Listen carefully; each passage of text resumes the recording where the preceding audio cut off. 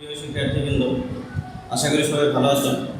আমি মোহাম্মদ সেলিম হোসেন, সহকারী শিক্ষক, বর্ণিবাস হাই স্কুল। তোমরা জানো যে সারা বাংলাদেশে কোভিড-19 জন্য সকল শিক্ষা প্রতিষ্ঠান বন্ধ। এমন অবস্থায় তোমাদের সাথে আমাদের যোগাযোগ বিচ্ছিন্ন। সেহেতু এই কোভিড-19 এই মহামারীর জন্য আমাদের সকলকেই স্বাস্থ্যবিধি মেনে চলতে হবে। এর জন্য আমরা যখন জরুরি প্রয়োজনে বাসা থেকে বের হবো, অবশ্যই মাস্ক ব্যবহার করব এবং বাসায় যখন ফিরব অবশ্যই আমরা সাবান দিয়ে ভালোভাবে হাত ব্যবহার করব। প্রিয় শিক্ষার্থীবৃন্দ, আজ আমি তোমাদের মাঝে পরিসংখ্যান বিষয়ে অর্থাৎ নবম দশম শ্রেণী সপ্তদশ অধ্যায়ে পরিসংখ্যান বিষয়ে অঙ্ক নিয়ে আলোচনা করব। প্রিয় শিক্ষার্থীবৃন্দ, তোমরা দেখতে পাচ্ছ বোর্ডে একটি অঙ্ক আছে। এখানে পরিসংখ্যান বিষয়টা দুইটা বিষয়ের একটা অধ্যায় থেকে দুইটা অঙ্ক আসে। একটা হলো বিন্যস্ত পদ্ধতি আর একটা হলো অবিন্যস্ত পদ্ধতি। আজ আমি তোমাদের মাঝে যে অঙ্কটি দিয়েছি সেটি হলো বিন্যস্ত পদ্ধতি। আজ আমি তোমাদের মাঝে বিন্যস্ত পদ্ধতি নিয়ে আলোচনা করব। আসো তাহলে শিক্ষার্থী বন্ধুরা, আজকে আমরা বোর্ডে দেখছি যে এখানে দেওয়া আছে যে ৬০ জন শিক্ষার্থীর ওজনের কেজির গণসংখ্যা নিবেশন সারণী। তাহলে দেখো যে প্রথমে দেওয়া আছে ৪৫ থেকে ৪৯, এর মধ্যে গণসংখ্যা দেওয়া আছে ৪ জন। তাহলে আমরা এই পত্রটা বিন্যস্ত এই জন্য বুঝলাম যে কারণ ৪৫ থেকে ৪৯ এর মধ্যে ৪ জনের ওজন আছে। তাহলে এই বিন্যস্তভাবে সাজানো দিকে এটা হলো বিন্যস্ত পত্র। সেই বিন্যস্ত পত্রের প্রথম অঙ্ক যেটা ক নম্বরে দেখি যে ক্রমযুক্ত গণসংখ্যা সারণী তৈরি করো। এই ক্রমযুক্ত গণসংখ্যা সারণী তৈরি করার জন্য প্রথমে আমরা কি করব, একটা ছক আঁকাবো। এই ছকের মধ্যে আমরা এইভাবে একটা ছক আঁকাই।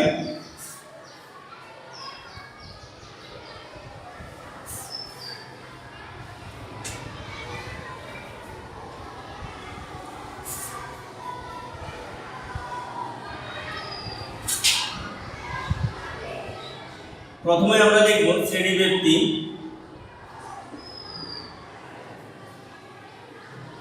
শ্রেণী ব্যক্তি নিচে দেখব গণসংখ্যা,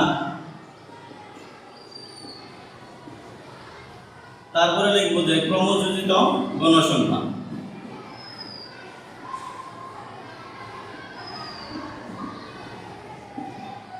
এখন আমরা পরের স্টেপে যাই। আছে ৪৫ থেকে ৪৯, তারপরে আছে ৫০ থেকে ৫৪, ৫৫ থেকে ৫৯, তারপরে আছে কি ৬০ থেকে ৬৪, ৬৫ থেকে ৬৯, তারপরে আছে ৭০ থেকে ৭৪। তাহলে দেখো এই ঘরটুকু আমার দরকার নেই, তাহলে ম্যানেজ করে দিলাম। এখন দেখো গণসংখ্যা আছে ৪, ৮, ১০, ২০, ১২, ৬। এখন আমরা প্রথম যে টপিকটা হলো ক্রমযোজিত গণসংখ্যা নির্ণয় করব। তার জন্য আমার এই ক্রমযোজিত গণসংখ্যা নির্ণয় করার প্রথম যে সংখ্যাটা আছে এই সংখ্যাটা থাকবে। এই সংখ্যাটার সাথে পরের সংখ্যা যোগ করব। তাহলে ৪-এর সাথে পরবর্তী সংখ্যা কত আছে? ৮। এই ৪-এর সাথে ৮ যোগ করলে হয় কত? ১২।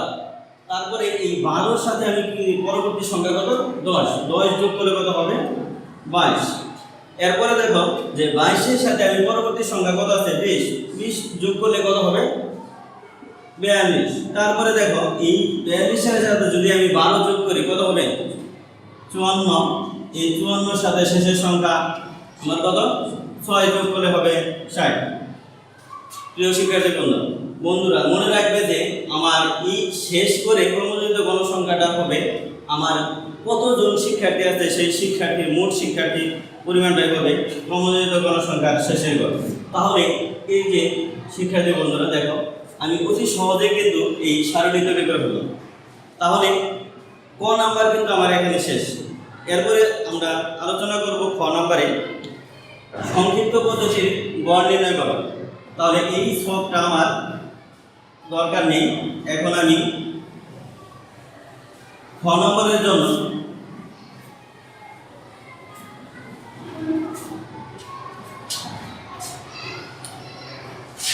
এখন শুরু হলো খ নম্বর, যে নিম্নে সংক্ষিপ্ত পদ্ধতির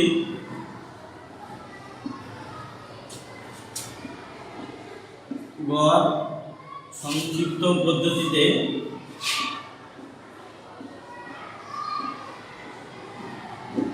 গড় নির্ণয় করো।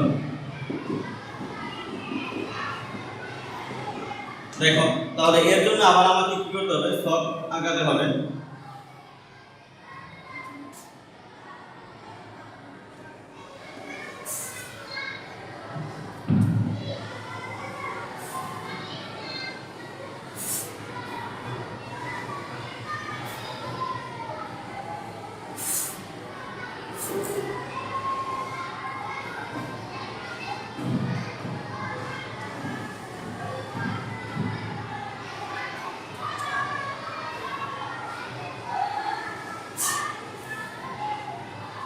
দেখো তাহলে প্রথম হলো শ্রেণী ব্যক্তি,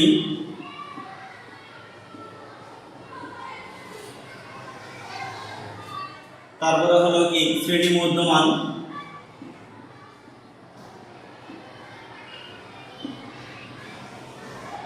তারপরে হলো গণসংখ্যা, তারপর হলো ধাপ বিচ্যুতি,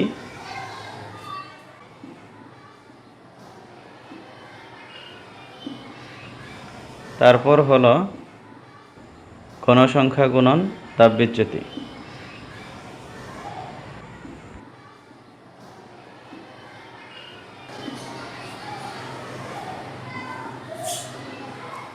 গণসংখ্যা গুণন ধাপ বিচ্যুতি। তাহলে দেখো এখন এই শ্রেণী মধ্যমানকে xi দিয়ে প্রকাশ করে, গণসংখ্যাকে fi দিয়ে প্রকাশ করে, আর ধাপ বিচ্যুতি এখানে সূত্র আছে qi সমান সমান xi minus a by h। তাহলে আর গণসংখ্যা fi গুণন হলো ধাপ বিচ্যুতি ui। তাহলে প্রথমে আসি আমরা শ্রেণী ব্যক্তি আছে 45 থেকে 49, আগে এটা দেখে নেই। 50 থেকে 54, 55 থেকে 59, 60 থেকে 64, 65 থেকে 69, 70 থেকে 74। তাহলে দেখো শ্রেণী মধ্যমান। এখন এই শ্রেণী মধ্যমান বের করার জন্য আমাদের প্রথমেই মনে রাখতে হবে যে এখানে প্রথম সংখ্যা কত আছে এবং শেষ সংখ্যা কত আছে। তাহলে প্রথম আছে এই শ্রেণীতে 45 এবং 49, এই দুটোকে আমরা কি করব, যোগ করব। তাহলে আমরা যদি যোগ করি 45 যোগ হলো 49, যোগ করলে কত হয় 4, 9 আর 5 14 4, হাতে হলো 4 4 8 আর 9। এই 94 রে আমার 2 দ্বারা ভাগ করতে হবে। 2 দ্বারা ভাগ করলে হয় 2 আর 4 হচ্ছে 4 আর হলো থাকে 1 2 7 দুগুণে 14 47। তাহলে হচ্ছে আমার শ্রেণী মধ্যমান হচ্ছে প্রথম 47। এই 47 তারপরে পরবর্তীতে এই দুইটাও আমি যোগ করে 2 দ্বারা কি করে দেব, ভাগ করে দেব। তার চেয়ে সহজ হলো যে আমি দেখব যে শ্রেণী ব্যবধান কত। যদি শ্রেণী ব্যবধান, যেহেতু আমার 45 রাউন্ড করতে হবে, তাহলে 45 থেকে 49 এর মধ্যে শ্রেণী ব্যবধান কত আছে, 45 46 47 48 49 5। তাহলে আমি এই 47 এর সাথে প্রত্যেকটা পরবর্তী সংখ্যার সাথে আমি কি করব, 5 যোগ করে দেব। তাহলে 47 এর সাথে যদি আমি 5 যোগ করি তাহলে হয় 52। এই 52 এর সাথে যদি আমি 5 যোগ করে দেই তাহলে হবে কি 57। 57 এর সাথে 5 যোগ করলে হবে 62। 62 এর সাথে 5 যোগ করলে হবে কি 67। 67 এর সাথে 5 যোগ করলে 72। এটা আমরা এসে খুব সহজে বের করে ফেললাম। কিন্তু এইভাবে যদি আমাদের কনফিউশন থাকে তাহলে আমরা কি করব, এই দুইটা সংখ্যা যোগ করব, যোগ করে দুইটা কি করব, ভাগ করে দেব। তারপরে আমার কি এই শ্রেণী মধ্যমান চলে আসবে। এখন দেখো গণসংখ্যা তো আমার উপরে ছকে দেওয়া আছে। প্রথম দেওয়া আছে 4, পরে আছে 8, পরে আছে 10, পরে কত 20, পরে 12 আর তারপরে শেষে 6। তাহলে এই গণসংখ্যা মোট টোটাল গণসংখ্যা হলো n সমান সমান 60। এরপরে হলো ধাপ বিচ্যুতি। ধাপ বিচ্যুতি u1 সমান সমান, এখন আমাকে এর মান বের করতে হবে। এর মান কত? এ হলো আনুমানিক গড়। এই আনুমানিক গড়টা আমি কোথায় পাবো? দেখো এইখানে আছে যে আমার শ্রেণী, অর্থাৎ প্রচুরক কোন শ্রেণীতে আছে। প্রচুরক শ্রেণী হলো সবচেয়ে গণসংখ্যা বেশি আছে আমার 20, তাই এই 20 হলো আমার এটা প্রচুরক শ্রেণী। এই প্রচুরক শ্রেণী এই মধ্যমান কত হলো? 62 হলো মধ্যমান। এটা হলো কি আমার আনুমানিক গড়, তাহলে এ হলো আনুমানিক গড় হলো 62 এর মান। তাহলে এই ধাপ বিচ্যুতি বের করার জন্য xi এখানে xi আছে, তারপরে a এর মান বের করলাম, আর শ্রেণী ব্যক্তিত আমার শ্রেণী ব্যবধান তো জানা আছে 5।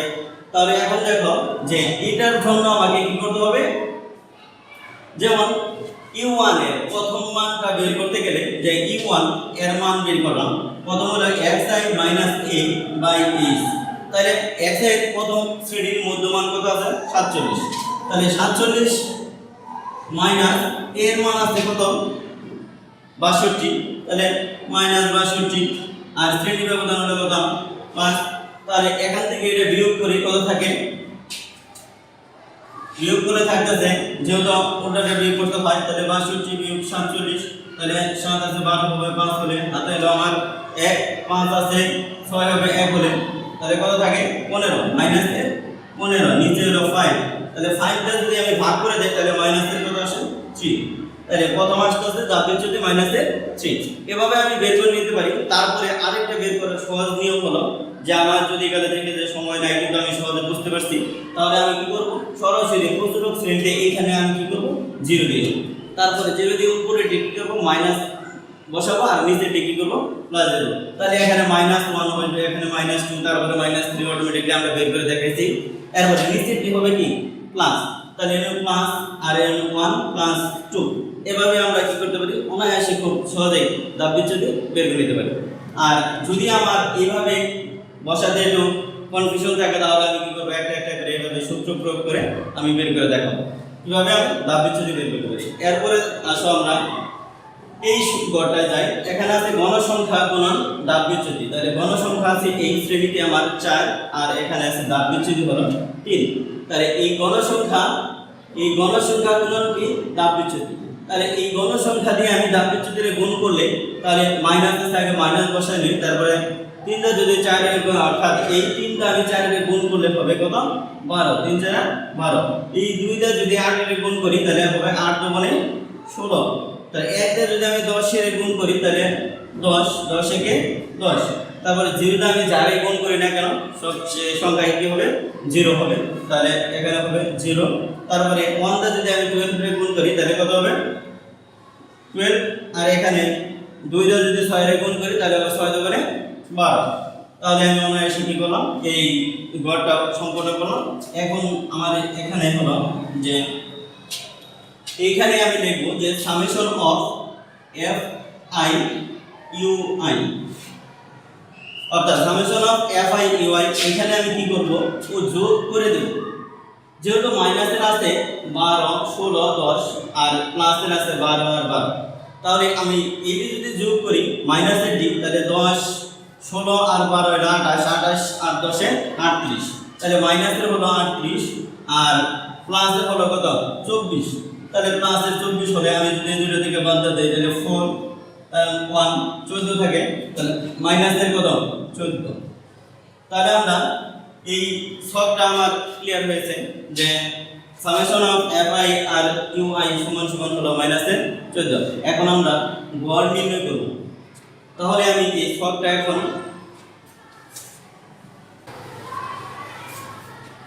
এখন দেখো আমি গড় নির্ণয় করি, অর্থাৎ গড়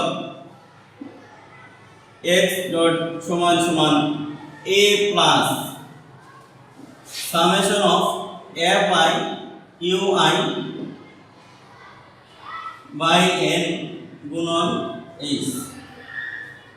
তাহলে এই গড়ের এখন আমি এখানে মান কত আছে? এখানে a সমান সমান আমরা আনুমানিক গড় কত পেয়েছিলাম?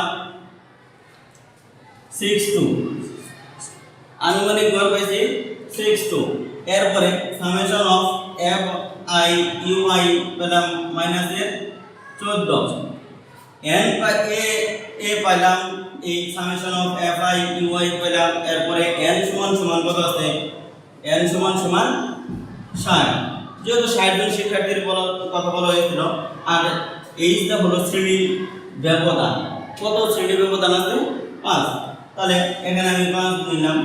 এরপরে দেখো, তাহলে এখন আমি কি করব, মানগুলো বসাই দেব। এর মান তাহলে 62 লিখলাম, তারপরে summation of F Y U I এর মান হলো -14, n এর মান হলো কত, 60, গুণন শ্রেণী ব্যবধান হলো কত, 5। এখন দেখো যে আমি যেহেতু এটি গুণ আছে, এই প্লাস মাইনাসে আমি কি করে দেব, গুণ করে দেবো। তাহলে প্লাস মাইনাসে মাইনাস, আর এই 5 যা এই 14 গুণ করলে 5 14 কত হয়, 70, আর এখানে নিচে হলো কত, 60। এখন আমি যদি 0 0 বাদ দেই, তাহলে এখানে থাকে 7 আর 6, 7 এর যদি আমি 6 দ্বারা ভাগ করি, তাহলে কত আসে, 62 মাইনাস এখানে আসবে 1 আমি আবার দেখে দিই, 7 এর 6 দ্বারা আমরা ক্যালকুলেটর থাকলে আমরা ক্যালকুলেটরে ইউজ করব, যেহেতু 7 এর 6 দ্বারা ভাগ করে ওইভাবে লিখতে পারি, আবার আমি কি করি, লসাগু করে দিতে পারি। তার চেয়ে সহজ হবে আমি যদি 7 এর 6 দ্বারা ভাগ করে দেই, তাহলে আমার সহজে একটা ক্যালকুলেশন আসবে। তাহলে আমি 7 এর ভাগ করে যদি, তাহলে আস্তে আস্তে 1 6 1 লাম দশমিক কেন 0, তাহলে থাকলো 6 কে 6 4 0, এর হলো 6 6 36, অর্থাৎ 1.166। এভাবে আসলে আমি 1.7 লিখতে পারি। তাহলে আমি যদি এটাকে আমি বিয়োগ করে দেই, তাহলে আমার 60 বিয়োগ করি, তাহলে 62 দিকে যদি গেলে আমি কি করি, 1.17 বিয়োগ করে দেই, তাহলে আমার আস্তে আস্তে তাহলে 60.83। তাহলে এইভাবে আমরা সংক্ষিপ্ত পদ্ধতির গড় নির্ণয় করতে পারি। তাহলে এ হলো আমার সংক্ষিপ্ত পদ্ধতির গড় শেষ হলো। এখন আমি যাব গ নম্বরে। এখন গ নম্বরটা লক্ষ্য করি, দেখি আমরা কি আছে, প্রদত্ত সারণী হতে যে সারণীটা আছে, এই সারণী হতে আমাকে মধ্যক আর প্রচুরক নির্ণয় করতে হবে। তাহলে মধ্যক আর প্রচুরক নির্ণয় করার জন্য আমাকে যে সারণী আছে এই সারণী থেকে করতে পারি। তারপর মধ্যক নির্ণয় করার জন্য আরেকটা গড় আমার বেশি ব্যবহার করতে হবে।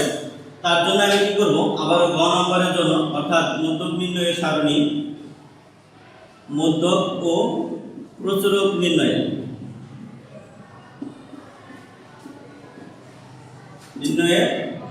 সারণী নিম্নরূপ। দেখো, তাহলে আমি কি করি, এখানে সারণী তৈরি করি একটা।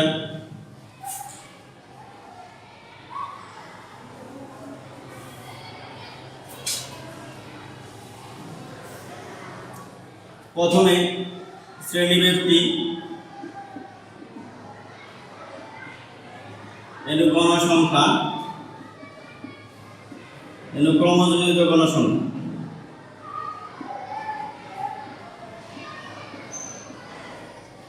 তাহলে দেখো, প্রথমে আছে কত, 45 থেকে 49, 50 থেকে 54, 55 থেকে 59, 60 থেকে 64, 65 থেকে 69, 70 থেকে 74। দরকার নেই। তাহলে দেখো, গণসংখ্যা আছে 4 8 10 20 12 6। এখন আমি সেই ক নম্বরের মতো ক্রমযোজিত গণসংখ্যা বের করব। প্রথম আছে 4, পরে হলো 8 4 আর 8 12, 12 আর 10 হলো 22, 22 আর 20 42, 42 এর সাথে 12 যোগ করলে হবে কত, 54, 54 এর সাথে যদি আমি 6 যোগ করি তাহলে হবে কত, 60। এখন আমি মধ্যক নির্ণয় করব। অতএব মধ্যক n plus n/2 minus fc গুণন h/fn। তাহলে এই হলো আমার মধ্যক নির্ণয়ের সূত্র। এই মধ্যক নির্ণয়ের এই সূত্রের মধ্যে আমার এখন কার মান কত সেই মানগুলো বের করে আনতে হবে। তাহলে আমি এখানে লিখব, এখানে এর হলো প্রচুরক শ্রেণীর নিম্ন সীমা। তাহলে প্রচুরক এই শ্রেণীতে আছে, এর নিম্ন সীমা কত? 60। তাহলে প্রস্তুরক শ্রেণীর নিম্ন সীমা n সমান সমান কত? 60। আর n/2 n এর মান আছে, আমি এখানে n এর মান 60 আর 2 আছে, অর্থাৎ 60 এর n/2 যদি বসাই তাহলে আমি কি করব?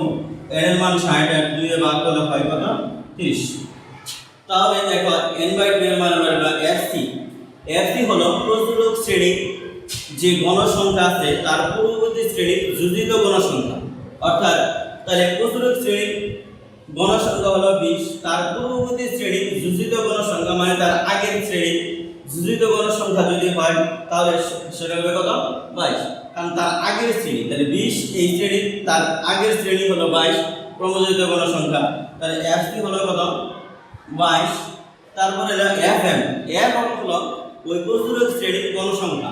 তাহলে fm কত হবে আমার? 20।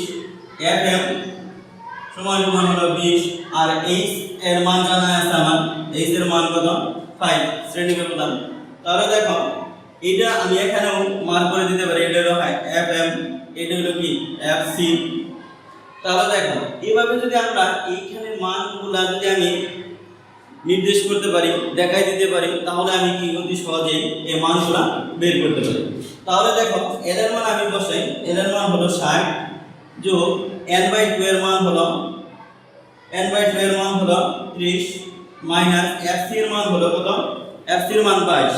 তাহলে আমি 22 বসালাম গুণন শ্রেণীর ব্যবধান হলো h এর মান 5 আর fm এর মান হলো 20। তাহলে দেখো 60 যোগ এখানে 30 থেকে যদি 22 বাদ দিয়ে দেই তাহলে থাকে কত? 8 গুণন এখানে হলো 5 আর এখানে হলো কত? 20। তাহলে 60 যোগ 5 আর 40, তাহলে 40 আর হলো 20 যদি কেটে দেই তাহলে কত হয়? অর্থাৎ ভাগ করে দেই, কাটবো না এইভাবে, অঙ্কের মধ্যে এইভাবে কাটবো না। তাহলে ভাগ করে দিলে 60 যোগ 2 সমান কত? 62। এভাবে আমরা কি করলাম? মধ্যক নির্ণয় করলাম। এরপর আরেকটা টপিক আছে, সেটা হলো প্রচুরক নির্ণয় করার জন্য। এই প্রচুরক নির্ণয় করার জন্য আমি এই সব থেকে এই প্রচুরক দেখিয়ে দেব। তাহলে এরপর দেখো যে প্রচুরক কিভাবে আমি নির্ণয় করতে পারি। তাহলে এখানে আমি প্রচুরক নির্ণয়ের জন্য n প্লাস এর f1 বাই হলো f1 প্লাস f2 গুণন h। তাহলে দেখো এই প্রচুরক নির্ণয় করার জন্য আমাকে এই সবটাই আমি ব্যবহার করব। এর জন্য প্রচুরকের জন্য এখানে l এর মান একই থাকবে, h এর মানও একই থাকবে। তাহলে l এর মান 60, h এর মান 5, এরপর f1 এর মান হলো এখানে প্রচুরক শ্রেণীর গণসংখ্যা আছে কত? 20। f1 হবে এই প্রচুরক শ্রেণীর গণসংখ্যা থেকে আগের সংখ্যা, অর্থাৎ প্রচুরক শ্রেণীর গণসংখ্যা বিয়োগ হলো তার পূর্ববর্তী শ্রেণীর গণসংখ্যা। তাহলে প্রচুরক শ্রেণীর গণসংখ্যা হলো 20, তাহলে f1 যেটা 20 মাইনাস হলো তার পূর্ববর্তী শ্রেণীর গণসংখ্যা কত? 10। তাহলে 20 মাইনাস 10 সমান কত? 10।